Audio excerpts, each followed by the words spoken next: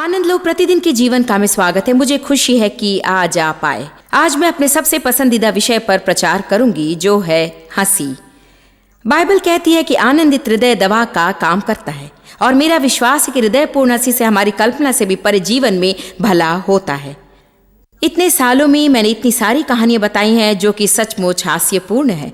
वास्तव में वे जीवन में हर रोज घटने वाली घटनाएं हैं, लेकिन अगर उन्हें सही दृष्टि से देखें, हालांकि उनसे गुजरते समय शायद वे उतनी मजाकिया न लगे, बाद में वे मजाकिया लगती हैं, तो हमने मेरी हास्य प्रदान कहानियों का संग्रहण किया और उनको थोड़ा नाटकीय रूप दिया, ताकि आप आज के दिन का आनंद उठा सकें।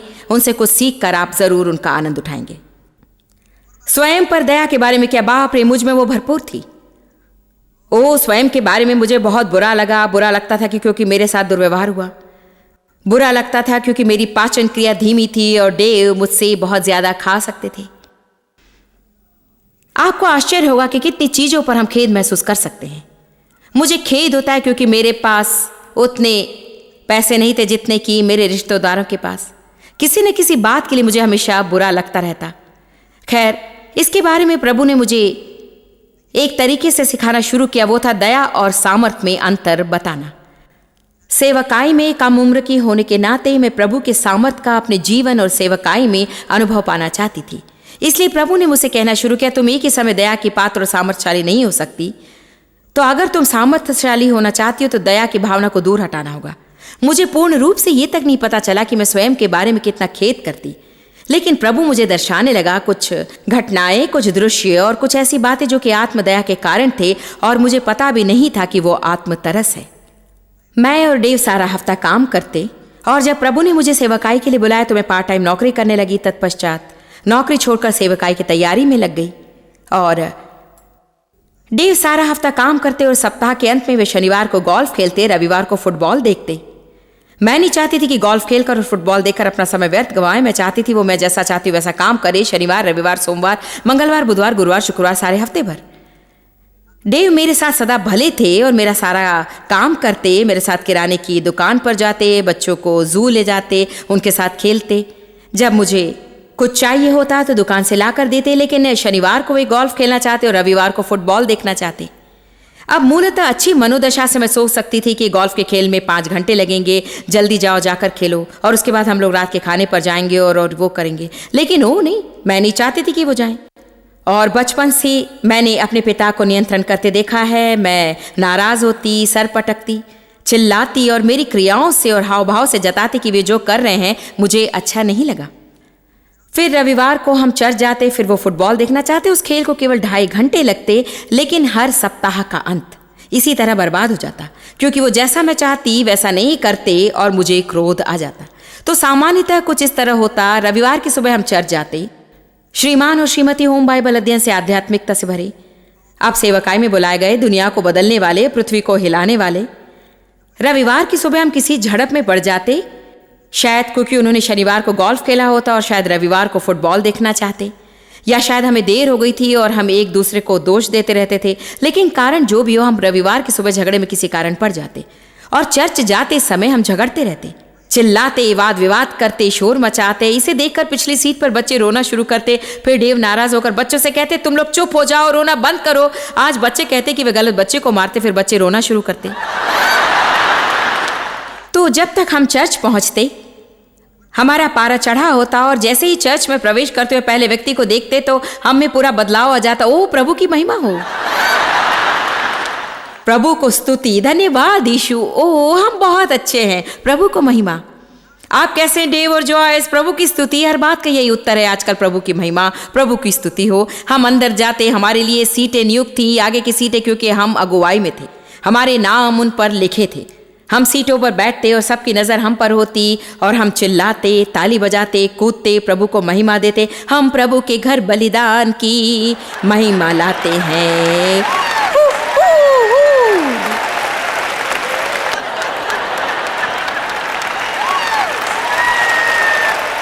और मैं वहां डेव के बाजू खड़े होकर सोचती और गीत गाती, मैं सब त्यागती हूँ। लेकिन अंदर मन में सोचती, अगर वे सोच रहे हैं कि मैं उनके लिए आज खाना बनाऊंगी तो उन्हें निराशा ही मिलेगी, उन्हें भूखों मरने दो। अगर उन्हें सारा दिन फुटबॉल देखना है तो मैं खाना बनाकर उन्हें बिल्कुल भी नहीं खिलाऊंगी।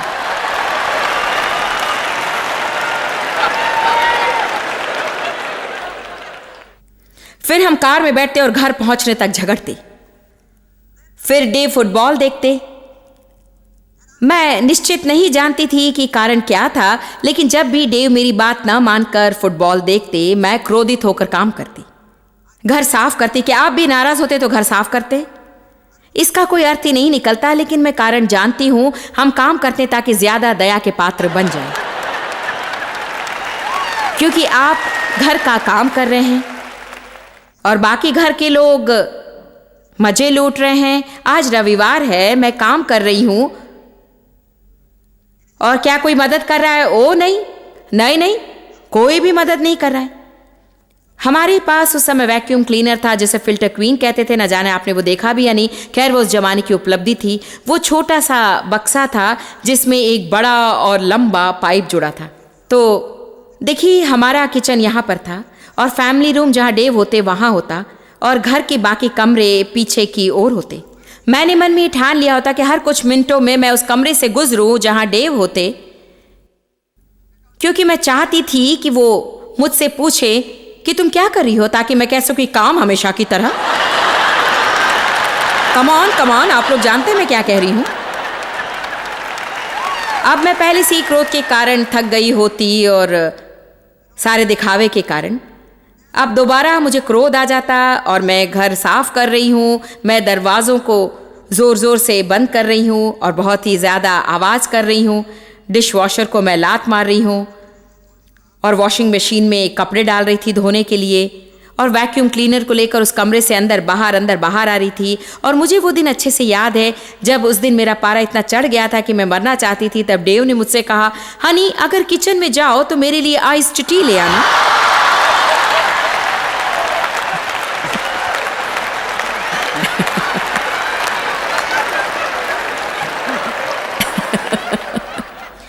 तो देखिए, बात ये थी कि ये सब मेरा करा धरा था और वे जानते भी नहीं थे और नहीं उन्होंने कोशिश भी की कि मैं परेशान थी। वो बस अपने फुटबॉल खेल का आनंद लेने वाले थे और आइस्ड टी चाहते थे और मैं चाहती थी कि उन्हें तमाचा मारूं और सर पर आइस्ड टी उंडेल दूं।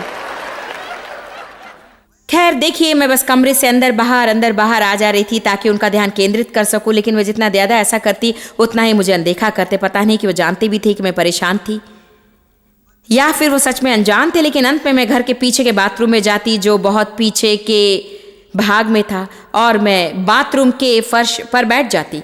हम हमेशा बाथरूम ही आखिर क्यों जाते हैं? क्योंकि वो अकेलेपन की जगह है, मैं नहीं जानती, या फ्लश करके अपने दर्द को हटा दें शायद। खैर, मैं बाथरूम जाती, वहाँ फर्श पर बैठकर मैं बस रोती रहती, अपने बारे में खेद महसूस करती। प्रभु ने मुझे प्रकाशन दिया कि क्यों औरतें बाथरूम में रोती हैं। हम बाथरूम में इसलिए रोती है क्योंकि वहाँ बड़ा सा आईना होता है और हम में से हर कोई रो धोने के बाद आईने के पास हम जाते हैं, अपने आप को आईने में देखते हैं। चेहरे पर मस्कारा फैल गया होता है, आंखें लाल हो चुकी होती हैं, बाल बिखरे होते हैं और आप अपनी ओर देखकर रोते हैं।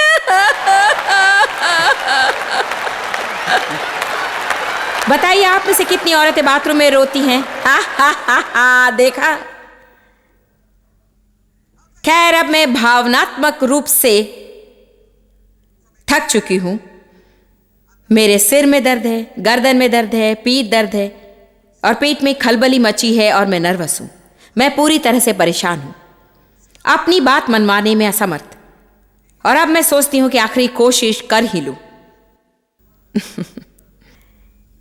एक बार और फैमिली रूम में जाती हूं, लेकिन इस बार कुछ असर डालकर ही छोड़ूंगी।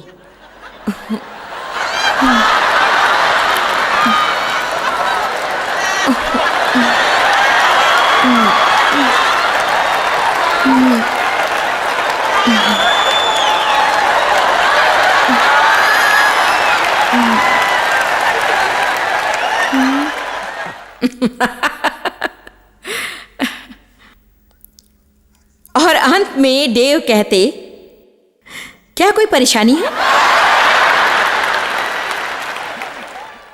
और देखिए, मूर्खता की हद पार कर, देखिए, सारा दिन उनका ध्यान आकर्षण करने के लिए मैंने ये सब किया और अंत में वे जब मुझसे कहते कि क्या हुआ, तब मैं कहती, कुछ नहीं। तुम ऐसा क्यों सोचते कि कुछ हुआ? क्या हम कोई पागल हैं? कम ऑन, आइए प्रभु को प्रकाशन के लिए महिमा दे।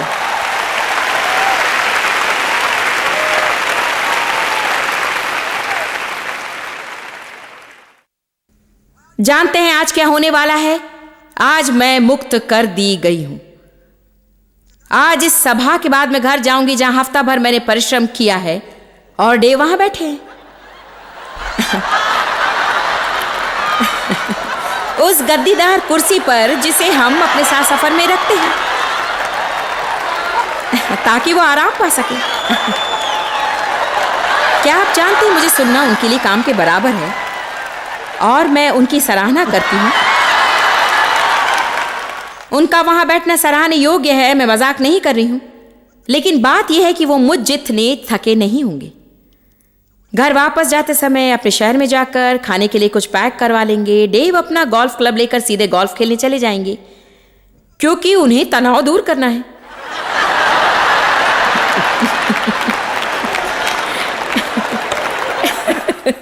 लेकिन अच्छी खबर यह है कि उनके जाने के बाद भी मैं उतनी ही खुश रहूंगी। हालेलुया, क्योंकि इसका मतलब है कि मेरे पास रिमोट कंट्रोल होगा, टीवी मेरा होगा, घर में शोरगुल नहीं होगा और सब कुछ मेरा ही होगा। मैं घर में घूमते हुए कह सकती हूँ, धन्यवाद यीशु, हालेलुया, धन्यवाद प्रभु। और कल हम उठकर थोड़ा समय साथ बिताएंगे। देव के पास फुटबॉल मैच के टिकट्स हैं, वो मैच देखने जाएंगे और मैं कहूंगी धन्यवाद यीशु। इसका यह मतलब नहीं कि मैं उनसे प्रेम नहीं करती, नहीं, मैं उनसे बहुत प्रेम करती हूं। लेकिन लगातार 3 दिनों तक हम होटल में बंद कमरे में एक साथ थे।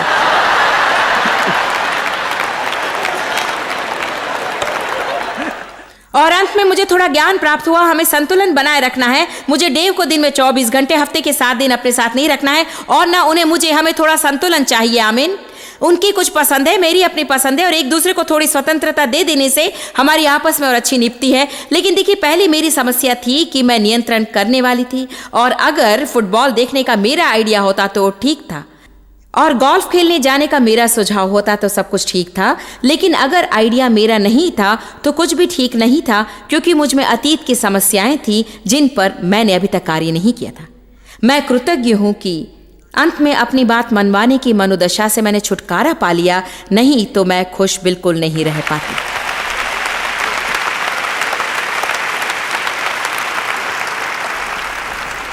और फिर जहां तक अपने पर खेद व्यक्त करने की बात आती है, हम इस सत्र को रोबोट की कहानी बताए बिना पूरा नहीं कर सकते हैं। वास्तव में ये छोटा सा रोबोट जो कि इतना प्रसिद्ध हो गया है कि मैं जहां भी जाऊं लोग मुझसे विनती करते कि रोबो करो, रोबो करो। ये तब हुआ जब एक दिन मैं बिस्तर पर लेटी अपने ही बारे में सोच रही थी। मैं उठी नहीं थी, लेकिन देखिए, सुबह सुबह जब आप नींद से जागते हैं तो क्या आपने ध्यान दिया कि शैतान आपकी सोच को झकझोरता है। सुबह उठते ही सबसे पहले वो आपका ध्यान आप पर केंद्रित करने की कोशिश करता है कि कैसे लोग आपके लिए कुछ नहीं कर रहे, आशीष नहीं दे रहे, आपका ध्यान नहीं रख रहे, मेरे बारे में क्या, मेरे बारे में क्या। और मुझे प्रतीति है कि सुबह सुबह की सोच हमें पूरे दिन के लिए तैयार करती है। क्या आप लोग इस बात से सहमत हैं? ये बिल्कुल सच है ना। सुबह जिस सोच को हम घर करने देते हैं वो दिन भर हमारा मूड कैसा रहेगा और हम क्या करेंगे इस बात को निर्धारित करती है। तो मैं लेटी रहती और सोचती, मुझे याद है मेरी सोच होती कि कैसे उस दिन डेव को फुटबॉल देखने से रोक सकूं और मेरे अपने बच्चे उन्हें खेलने देने की बजाय घर का कुछ काम करवाऊं ताकि मुझे सारा काम न करना पड़े। खैर, जो भी बात हो, प्रभु मेरे जीवन में प्रगति ला रहा है, मुझे शिक्षा दे रहा है, मैं बढ़ रही हूं। और प्रभु ने मेरे हृदय में कहा, जानती हो जॉयस, तुम मुझे छोटे रॉबर्ट्स की याद दिलाती हो। उसने कहा, लगता है जैसे कि जिस क्षण तुम अपना पैर जमीन पर रखती हो, शैतान आकर बड़ी धातु की चीज से तुम में चाबी भर देता है और तुम सारे दिन के लिए तैयार हो जाती हो। और प्रभु ने कहा, मैंने तुम्हारा हृदय देखा है और तुम मुझे रॉबर्ट जैसी दिखती हो। मेरे बारे में क्या, मेरे बारे में क्या, मेरे बारे में क्या, मेरे बारे में क्या, मेरे बारे में क्या, मेरे बारे में क्या, मेरे बारे में क्या, मेरे बारे में क्या, मेरे बारे में क्या, मेरे बारे में क्या, मेरे बारे में क्या, मेरे बारे में क्या, मेरे बारे में क्या।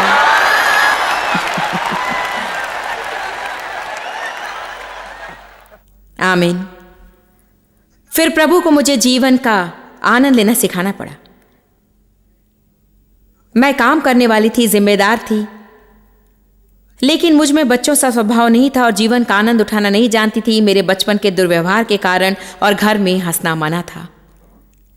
जहां मैं पली बड़ी वहां मजाक करना या ऐसी मनोदशा का वातावरण नहीं था। वहां अहिंसा, शराब, चिल्लाना, चीखना, मारना, गाली देना, डर और सदा मुसीबत का वातावरण होता। जानते दुखी लोग नहीं चाहते कि दूसरे सुखी हो। वास्तव में मुझे याद है कि हंसने या खेलने या अच्छा समय बिताने के लिए मैं मुसीबत में पड़ जाती। ऐसा लगता कि मेरे काम करने तक सब खुश थे, लेकिन आनंद की बात पर कोई खुश नहीं था। तो मैं काम की लत के साथ बड़ी हुई, क्योंकि मुझे लगता था कि काम करने पर मैं स्वीकारी जाऊंगी और आनंद उठाने पर मैं अस्वीकारी जाऊंगी। ये मेरे लिए प्रकाशन था जब मैंने जाना प्रभु के वचन में कि यीशु ने कहा, मैं मरा ताकि तुम जीवन पाओ और उसका आनंद उठाओ। आनंद उठाओ। मेरे मोटे दिमाग में ये बात घुसाने में बहुत समय लगा कि जीवन का आनंद लेना प्रभु की इच्छा है। इसका ये मतलब नहीं कि हम हमेशा अपने आप को लुभाते ही रहें या कुछ विशेष काम करें, लेकिन मुझे विश्वास है कि पवित्र आत्मा हमें मौलिक रूप से साधारणतः हर दिन के जीवन का आनंद देने को अभिषिक्त करता है। मुझे ये सीखना पड़ा कि मुस्कुराने में कोई गलती नहीं है, कि थोड़ी देर काम रोककर बच्चों के साथ खेलने में बुराई नहीं, कि योजना बनाने में भी भलाई है। हाँ, हमें अनुशासित होना है और अपनी योजना से जुड़े रहना है, लेकिन इसका ये मतलब नहीं कि मित्र के साथ शॉपिंग नहीं जा सकते या कुछ और नहीं कर सकते। और अभी तक ये मेरे जहन में भरा है और मुझे स्वयं से बार बार ये कहना पड़ता है कि थकने में कोई बुराई नहीं है जॉयस। देखिए, क्योंकि होता है कि कल मैं सोचूंगी कि मैं इतनी थकी हुई क्यों हूं, मुझे क्या हो गया, मुझे थकान नहीं आनी चाहिए। फिर मैं सोचती, डा एक मिनट रुको, तुमने सारा सप्ताह काम किया, मुझे अपने आप को थकने की आज्ञा देनी होगी और काम करना रोकना होगा। ऐसा करने में मुझे बहुत समय लगा और मैं जानती हूँ कि कई काम की लत वाले मुझे देख रहे हैं या सुन रहे हैं। और सिद्ध व्यक्ति जो हमेशा हर चीज में सिद्धता लाने की कोशिश करते हैं, उनके जीवन में कुछ कमी रह जाती है। आप जीवन का आनंद लेना नहीं जानते हैं।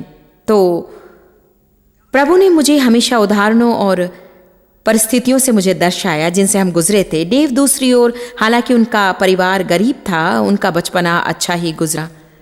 उनको बचपन में उनकी माँ का बहुत प्यार मिला। जब डेव 16 के थे तो उनके पिता शराब पीने के कारण मर गए, लेकिन माँ के प्यार और पालन और अच्छी मसीही शिक्षा के कारण उनके जीवन पर कोई बुरा प्रभाव नहीं पड़ा। देखिए, हर स्वस्थ वयस्क के अंदर स्वस्थ बचपन होना जरूरी है।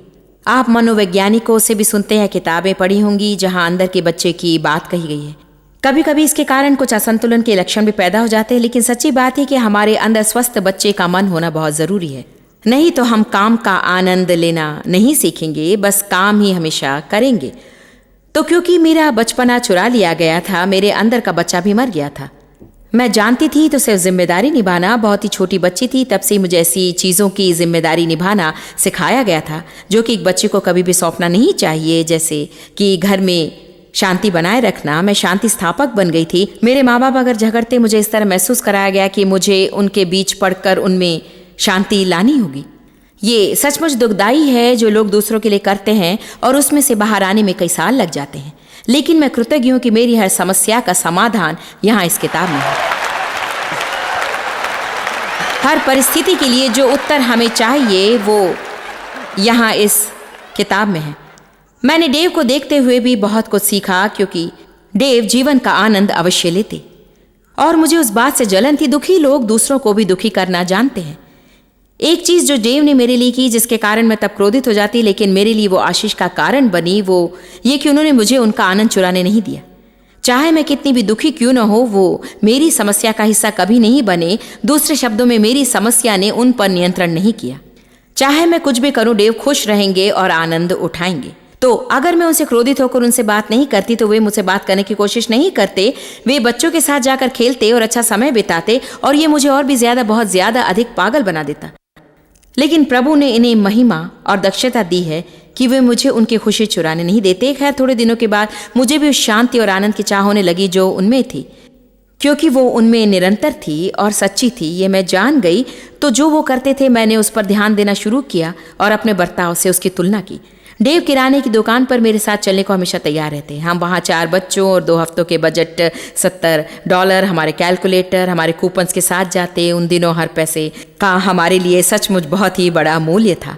मैंने पौष्टिक आहार के बारे में पढ़ा था और चाहती थी कि पौष्टिक आहार खरीदूं, तो बड़ी सावधानी से कूपन्स का इस्तेमाल करना पड़ता था।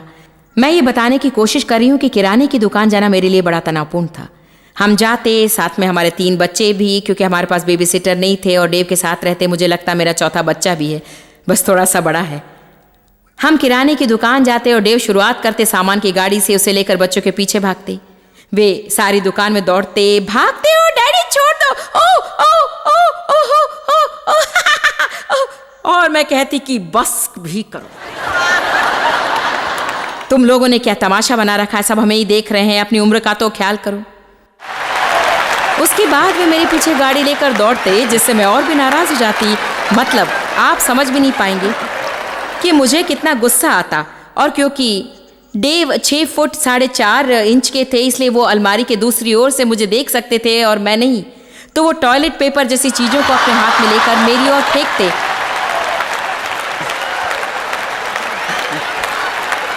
तो देखिए, डेव की मनोदशा ऐसी थी, अगर उन्हें बाहर जाना है तो वो खुशी जरूर मनाएंगे, लेकिन मैं के उद्देश्य और लक्ष्य के साथ बाहर जाती। मेरे पास बहुत लंबी लिस्ट होती, मुझे सामान खरीदना होता, गाड़ी में रखना होता, चेकआउट लेन से गुजरना होता, सामान को कार में रखना, घर ले जाकर ठीक से रखना होता, और जीवन और उबाऊ बन जाता। लेकिन डेव खुश रहना जानते थे। मैंने एक दिन डेव से कहा, अब बस भी करो डेव, बहुत हो गया, अपनी उम्र का तो कम से कम ख्याल करो। उन्होंने कहा, ओ जॉयस, बात का बतंगड़ मत बनाओ, मैं बस थोड़ा खुश होना चाहता हूं। मैं कहती, मैं यहां खुशी मनाने के लिए नहीं आई हूं।